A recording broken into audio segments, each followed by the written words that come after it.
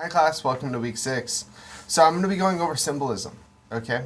So in terms of symbolism, I think what's so interesting and great is that we are very, very, very used to it in the sense that objects take on symbolic meaning to us um, all throughout our daily lives. And so you can kind of think of cultural symbolic things that we take and appreciate, like something like a wedding ring, that means something symbolically to us collectively as a society.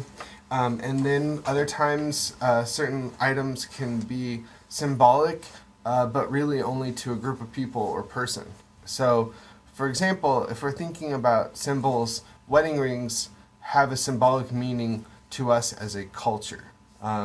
They kind of have a symbolic meaning all over the world and have had that for many, many years, rings, right?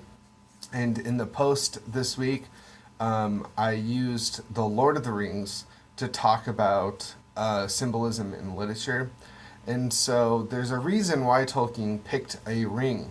He's a medieval linguist, scholar, and so he's looking at, what did rings mean in, uh, hundreds of years ago, thousands of years ago, and kind of looking at the importance of and the symbolic nature of rings. And then also creating his own symbolism about the ring in, uh, you know, the Lord of the Rings. Personally, I kind of take the ring in terms of its symbolism as power, and I think that's pretty much directly communicated in the Lord of the Rings because they call it the Ring of Power. And so I think there's other meanings to it, and I've read bunches of other stuff about what it means or what it could mean. But to me, if you want to just kind of be blunt about it, it's symbol for power. Anyway, I don't know how I digress so much on Lord of the Rings, but there are cultural symbols that we all hold as a culture, and so when you see someone with the wedding ring, you symbolically knows what that means, right? And so that you don't have to ask a lot of questions to know a lot about that person in terms of their relationship status, at least. Now, if we go on to something like personal symbolic or personal symbolism, you could look at something like a pocket knife. So my grandfather had a pocket knife all the time with him, and so after he died, that had personal significance to me, and there was it became a symbol, as it were, of him, our relationship. So that if someone looked at the pocket knife, like if I showed you this pocket knife, you'd be like, that's just a pocket knife. It doesn't really have any symbolism behind it. It doesn't, really mean anything. But it does to me. And so I think that when we're thinking about symbols, it's easy to kind of identify those cultural symbols because those are things that we are taught at a very early age. Like my daughter, who's 3.5 at this point, knows what a wedding ring is, or that a ring, like what it symbolizes, right? And so she's kind of been indoctrinated to what this symbol means to us as a culture. Whereas personal symbolism, that's something you would have to be told or experience, right? Um, Another example, and I don't know if I should use it, but why not? What the heck, is in Pulp Fiction, the watch, right? Bruce Willis's character, the boxer, and I'm blanking on his name at this moment, but the watch that he receives from his father means something to him symbolically, right? Whereas everyone else would look at that and say, this is just a watch, right? So that's one thing to kind of consider when you're thinking about symbols this week, that there's all different kinds.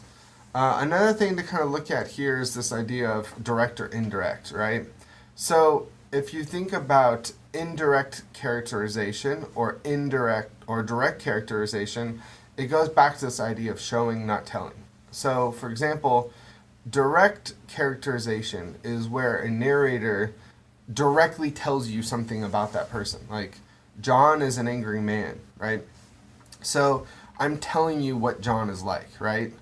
Indirect characterization would be when you show John being an angry man and then you allow the reader to, okay, John's an angry man. He yelled at the barista because it took, an extra minute to get his coffee. So direct and indirect symbolism works pretty much in the same way, where if in a story someone says directly, like, this is the ring of power, I think that you can categorize that as a direct, like where it says, direct symbolism. It's being conveyed to you directly, like someone is telling you what this symbol means. Whereas indirect symbolism, I think the Pulp Fiction example could be an example of that indirect symbolism in a way. They give you the history of the watch. So I guess you could argue that maybe it is direct in the sense that they're kind of leading you to know why the watch is important. But I can't think of it being directly stated, and so that's a tough one actually. Now that I think of it, but when you're trying to answer that question, I would just look at it, in terms of how is it delivered? Is it told to you or is it shown to you?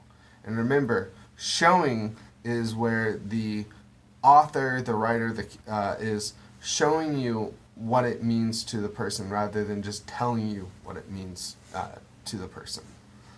Other than that, I'm really interested in the explanation of a symbol from your own life. I think that's really fascinating and gives you a good opportunity to, kind of delve into what symbols mean in our life. Personally, I think human beings, by nature, are inherently sort of adept and need to use symbols.